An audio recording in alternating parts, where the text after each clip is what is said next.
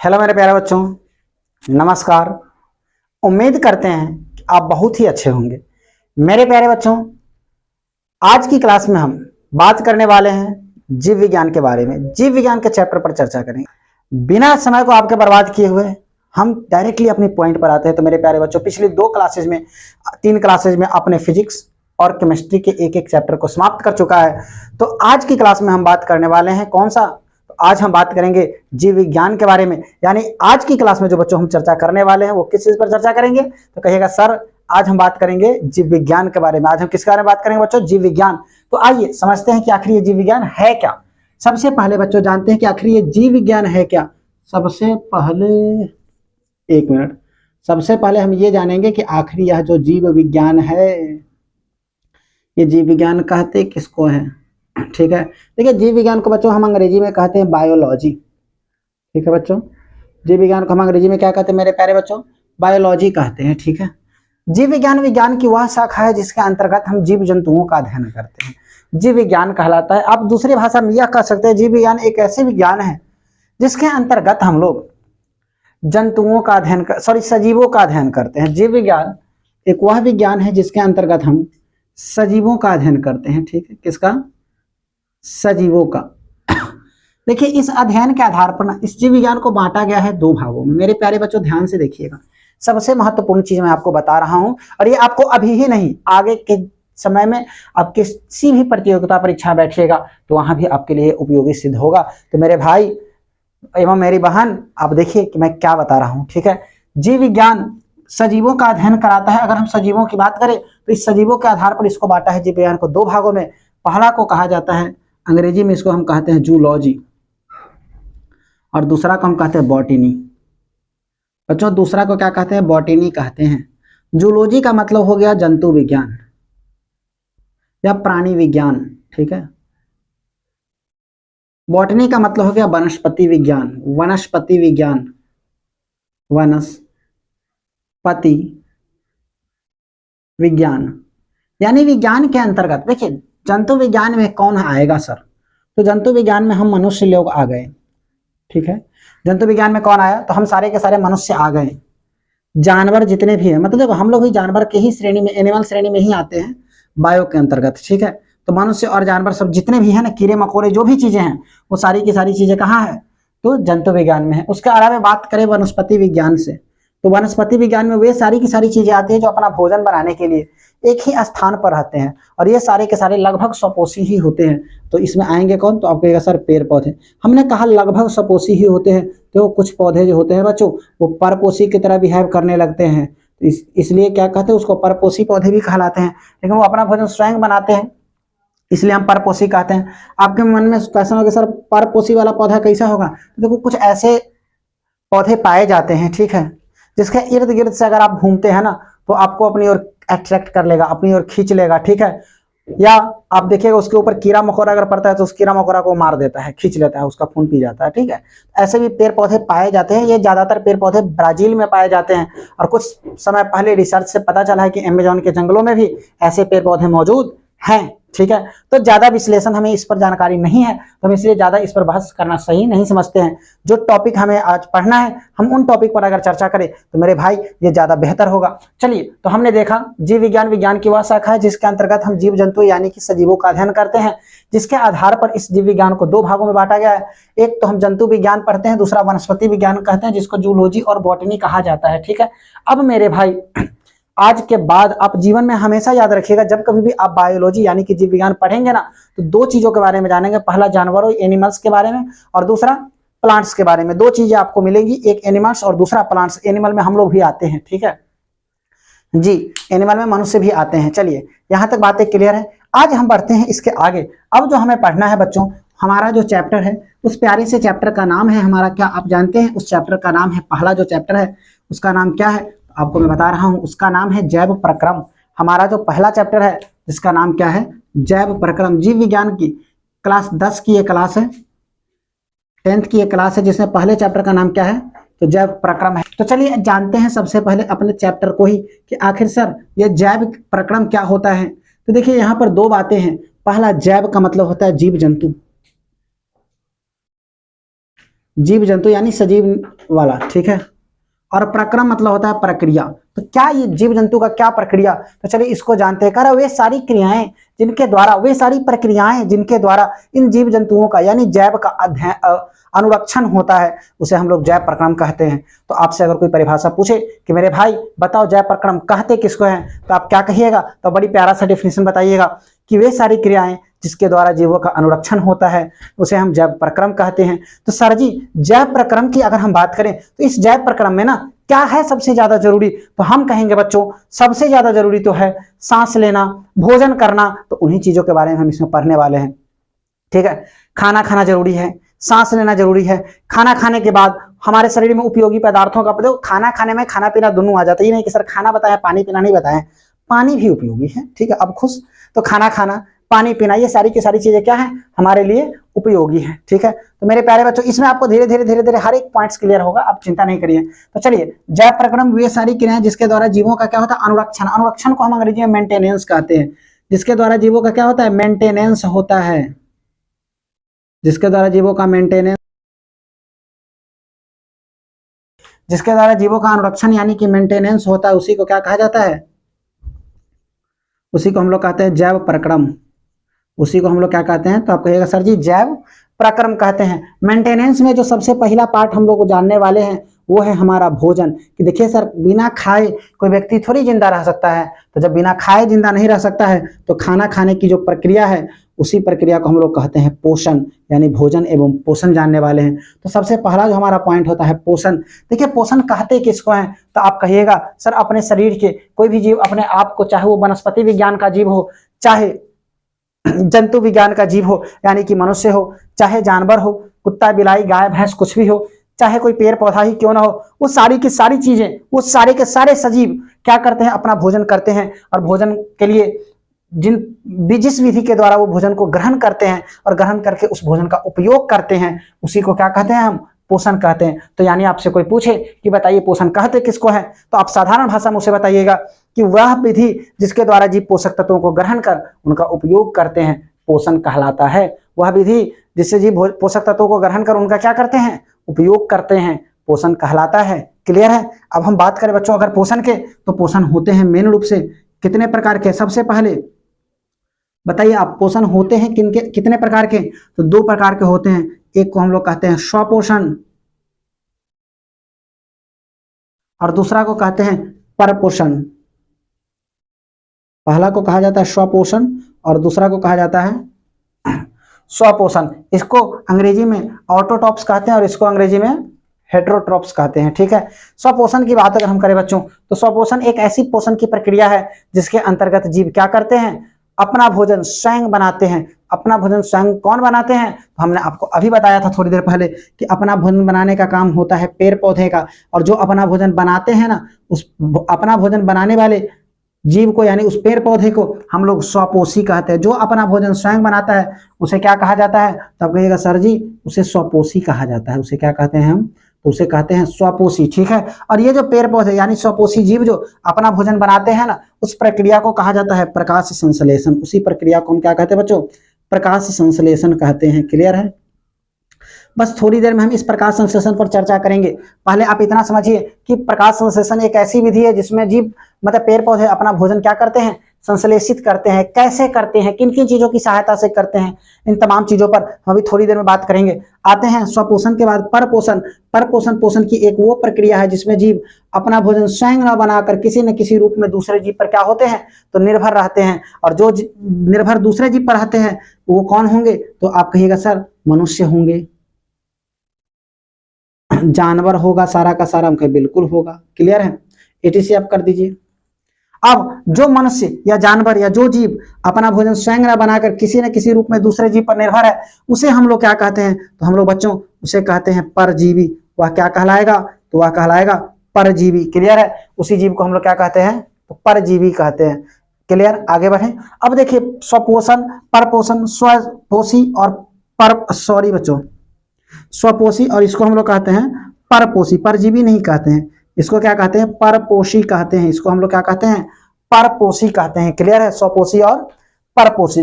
चलिए अब जानते हैं स्वपोषण के बारे में कि आखिर ये स्वपोषण होते हैं कुल कितने प्रकार के। तो मेरे प्यारे बच्चों, इस स्वपोषण को बांटा गया है, या इस ये परपोषण जो है ना, इस परपोषण या परजीवी को बांटा गया है 3 भागों में। पहला को कहा जाता है मृतजीवी, दूसरा को कहा जाता है परजीवी, और तीसरा को कहा जाता है बच्चों प्राणिसम पोषी, प्राणिसम।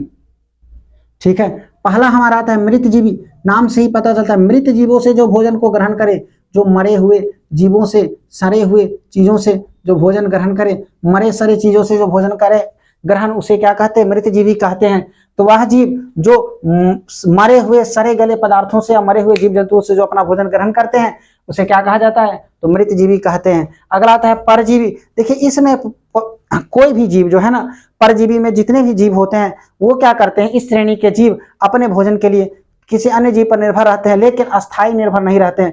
जैसे आप पेड़ में देखते हो, किसी पेड़ में कीड़ा लग जाता है, कीड़ा लगने के बाद उस पेड़ को खराब कर देगा, सुखा देगा, खत्म कर देगा, नष्ट कर देगा। नष्ट करने के बाद वो कीड़ा निकल करके किसी दूसरे पेड़ पर चला जाता है। ठीक है, तो यह परजीवी का उदाहरण है। तीसरा हमारा आता है प्राणी संपोषी। वह पोषण जिसमें जीव अपना भोजन ठोस या तरल के रूप में ग्रहण करते हैं। ठोस या तरल के रूप में का मतलब हो गया रोटी खाना, सब्जी खाना, दाल खाना, भुजिया खाना, भुस्सा खाना, गुंडा खाना। ये सब खाते कौन है? तो दाल रोटी सब्जी तो इंसान खाते हैं, और भुस्सा गुंडा ये सब की बात अगर हम करें, चोकर की बात करें, तो ये जानवर खाते हैं। तो यानी आप कह सकते हैं कि सर प्राणी संपोषी जो हैं वो कौन होंगे? तो जानवर होंगे और इंसान होंगे। क्लियर है? इसमें कुछ कीड़े मकोड़े विशेष प्रकार के जो हैं, जैसे गरार पिलुआ वगैरह होता है, वो सब आएगा। मृतजीवी में जो मरे हुए सड़े हुए चीजों से भोजन ग्रहण करते हैं उनको कहते हैं बैक्टीरिया वगैरह सब। ठीक है, तो चलिए उम्मीद करते हैं कि आपको ये स्ट्रक्चरल डायग्राम समझ में आ रहा होगा। चलिए बच्चों मिटाएं इसको और आगे बढ़ते हैं। एक पॉइंट जो हमने छोड़ा था, जिसके बारे में हमने आपको अभी कहा था कि आगे बात करेंगे प्रकाश संश्लेषण। आगे ही वो घड़ी जब हम बात करने वाले हैं प्रकाश संश्लेषण के बारे में, कि आखिर यह प्रकाश संश्लेषण होता क्या है। तो आइए हमारे प्रकाश संश्लेषण के बारे में हम जानते हैं।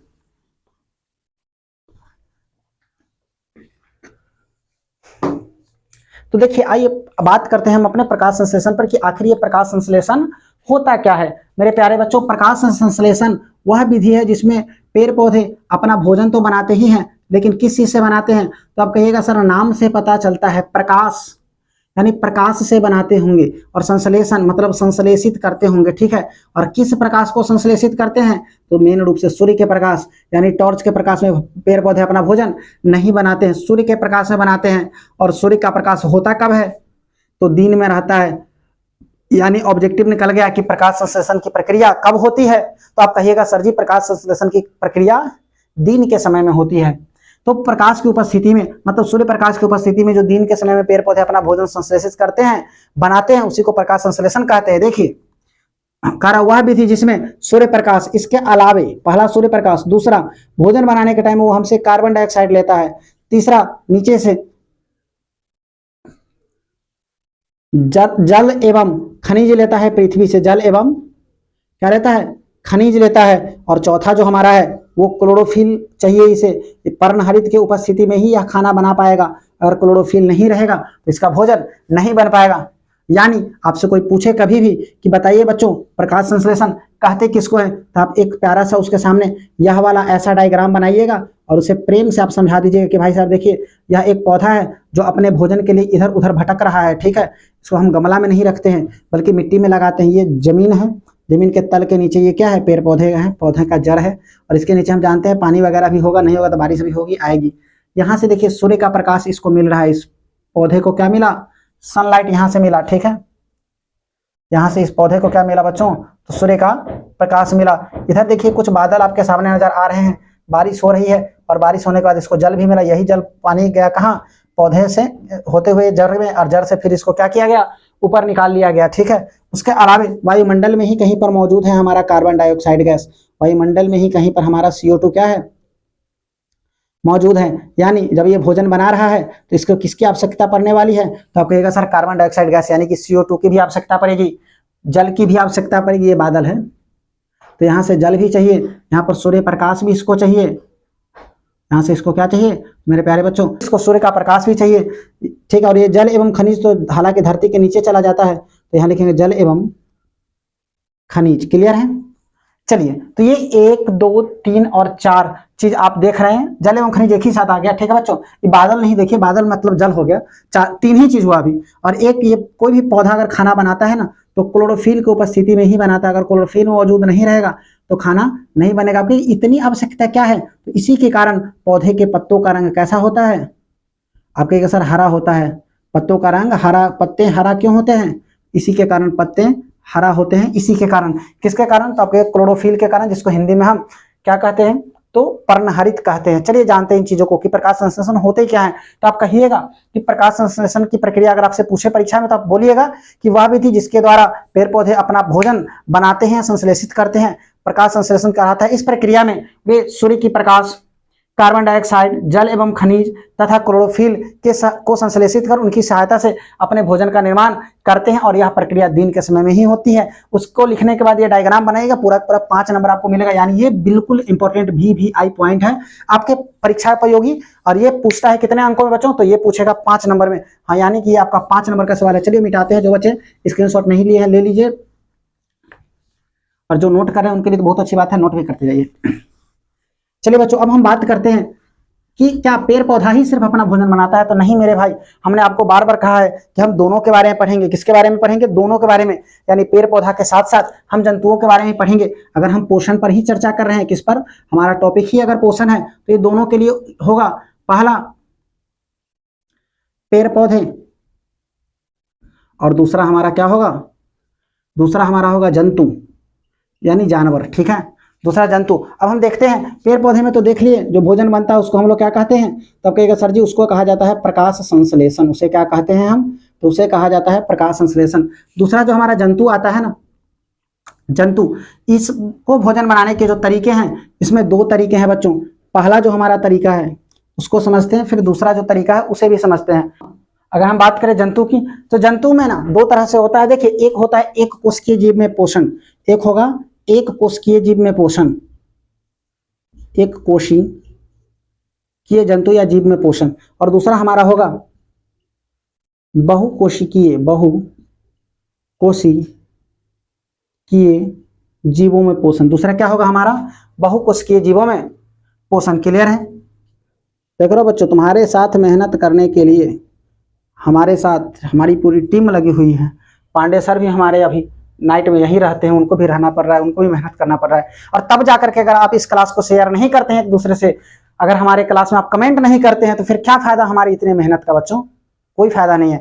आप साथ दीजिएगा तभी हम और बेहतरीन ला पाएंगे। हर एक विषय आपको पढ़ाएंगे, गारंटी देते हैं बच्चों, हर एक टॉपिक आपको बताएंगे, और ये भी गारंटी लेते हैं कि हर एक टॉपिक से प्रश्न परीक्षा में पूछता है। और आपको जितना आज बता रहे हैं ना, उससे बाहर एक भी प्रश्न नहीं पूछेगा। बस साथ में लगे तो रहो, देखो कितना कितना चीज आपको मिलना, क्या कहें कितना बताएं, नहीं याद रख पाओगे, हमें खुद नहीं याद रहता है, तो आप क्या रखिए, हम तो कागज में नोट करके रखे हैं, स्ट्रक्चर बना करके कि ऐसे ऐसे ऐसे ऐसे प्रोसेस से चलना है। तो आइए जानते हैं कि एक कोशिकीय जीवों में पोषण कैसे होता है। एक कोशिकीय जीवों में मेरे प्यारे बच्चों पोषण होता है 3 चरणों में। पहला चरण जो है, दूसरा चरण और तीसरा चरण। पहला चरण जो है उसको हम लोग अंतर्ग्रहण कहते हैं, इसको कहा जाता है बच्चों अंतर्ग्रहण। दूसरा जो हमारा चरण है ना, उसको हम लोग कहते हैं पाचन, और तीसरा जो मेरे प्यारे भाई चरण है उसको कहते हैं बहिष्करण, ठीक है। इसको हम लोग क्या कहते हैं, तो आप कहिएगा सर जी बहिष्करण कहते हैं। देखिए, अंतर्ग्रहण में क्या होता है, भोजन को ग्रहण किया जाता है। अंतर्ग्रहण में भोजन को क्या करते हैं, हम ग्रहण करते हैं। दूसरा जो हमारा पॉइंट आता है बच्चों पाचन। पाचन में क्या होता है, ग्रहण किए गए भोज्य पदार्थों को छोटे छोटे सरल टुकड़ों में, अणुओं में तोड़ते हैं। क्या करते हैं, छोटे छोटे सरल अणुओं में तोड़ना, अणुओं में तोड़ना, इसको अणुओं में तोड़ते हैं। और बहिष्करण का मतलब होता है कि जो भी अपशिष्ट पदार्थ हमारे शरीर में है, जिसकी आवश्यकता शरीर को नहीं है, भोजन के पश्चात जो कूड़ा कचरा बच गया है, उसको क्या करेंगे, शरीर से बाहर निकाल देंगे। शरीर से बाहर क्या कर देंगे, शरीर से बाहर करना, ठीक है।